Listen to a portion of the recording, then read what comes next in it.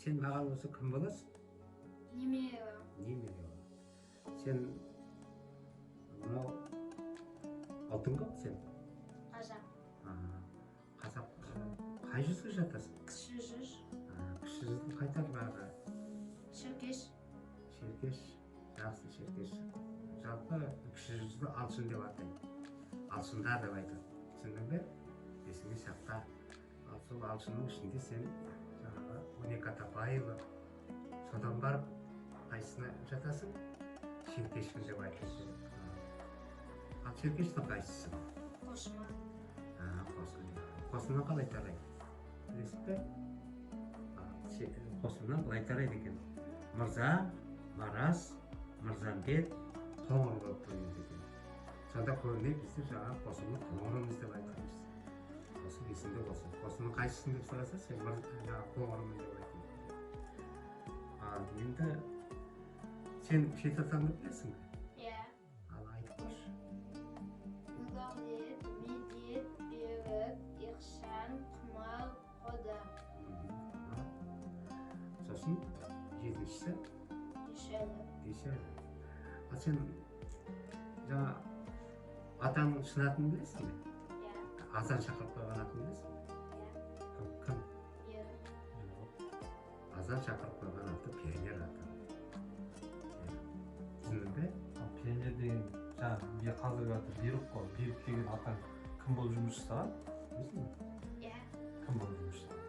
Мұғалім болып жұмыс жасаған. Мұғалім, қай пәннің мұғалімі болған? Математика. Сол атаң, Берік атаң алтын кітапқа енген. Алтын кітапқа арналған адам еңбегі, ол кісі мектеп саласында, білім беру саласында 42 жыл еңбек еткен. Математик болған 42 жыл сабақ берген. Осының бәрін балаларым, өзің сенің де балаларың болады екен. Оларға айтып түсіндіресің. Беріктен кейінгі атаң ба? Беріктен кейінгі Ихсан. Ол кісі кім болған, білесің бе? Иә. Соғыстағы летчик болған. Летчик? Ұлы Отан соғысының ардагері болған. Ұлы Отан соғысына қатынасқан, ерлік көрсеткен, жараланған, денесінде, аяғында оқтың сынығы бар. Сонымен сол несімен солай нермен осы. Ет атаны білмеген жетесіз дейді, не екенін білесің бе? Жоқ.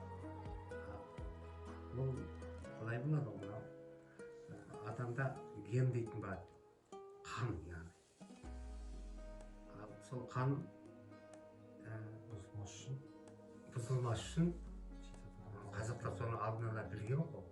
Ертеден біздің қазақтың надан дейді ғой, надан емес, білімді болған. Басқа көп ұлттарда мұндай шет атаға дейін жаңа қызғаныспаған жағдай жоқ. Көп ұлттарда тіпті ағайынды адамдар бір-біріне үйленіп жатады.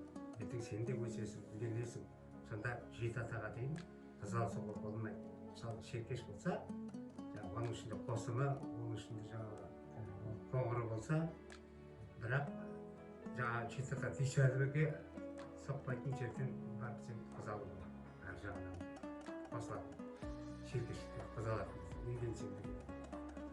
Соны өмірлік қағида етіп ұстаған. Сен өзіңнің туған бауырларың кімдер? Әділет, Ахмет, Мұсая. Ал енді папам бауырлар кімдер? Нұрболат, Бақылай, Қуантқан.